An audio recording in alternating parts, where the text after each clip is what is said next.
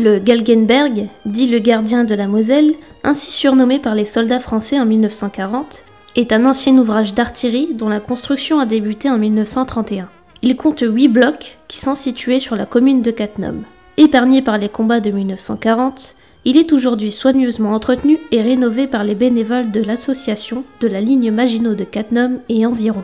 Suite à la création du socle par l'association des Quatre Mômes, des tables d'interprétation ont été inaugurées au sommet de la colline du Galgenberg.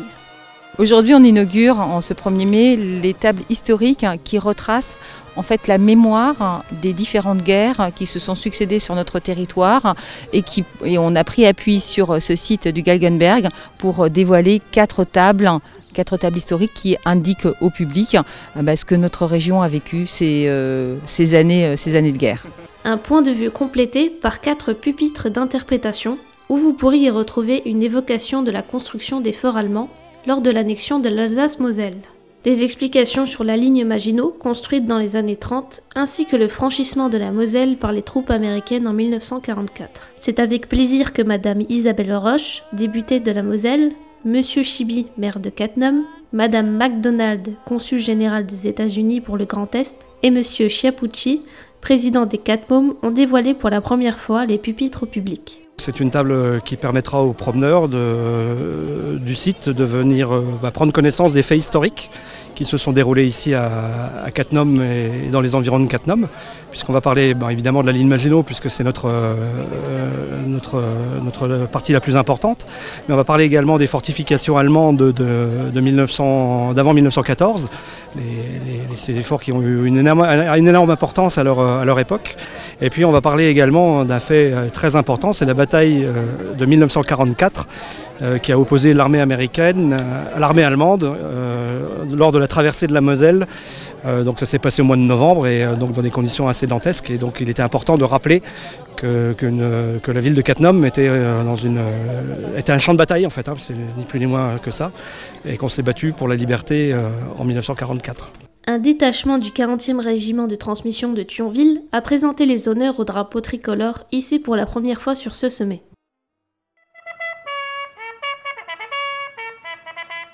L'idée était de donner une allure à la cérémonie qui soit une allure militaire. Donc j'ai invité également le 40e régiment de transmission à venir. Ils ont accepté de cadrer, si j'ose dire, cette cérémonie par le déploiement d'un piquet d'honneur. Et ils ont également encadré la cérémonie en donnant les ordres qui président à ce genre de levée des couleurs. Des reconstituants en tenue française de 1940 et des Américains de 1944 ont fait revivre le souvenir des combattants de la Seconde Guerre mondiale. Le public, lui, a répondu nombreux à cette inauguration et a pu par la suite visiter l'intérieur du Galgenberg. On est une association de reconstitution des soldats français de 1940 et tout particulièrement de la ligne Maginot, donc les troupes de forteresse qui occupaient cet ouvrage justement, une armée assez méconnue. Et nous, avec les uniformes, à travers les uniformes, les matériels, les comportements, les attitudes, etc., on essaye de refaire vivre un petit peu l'histoire de ce soldat français qui occupait la ligne Maginot. En plus de la sauvegarde des ouvrages du site et de leur restauration, un sentier pédestre sera bientôt en cours de réalisation pour permettre aux marcheurs aventureux de parcourir le site pour en découvrir les points les plus intéressants. It really brought him down because he couldn't jam.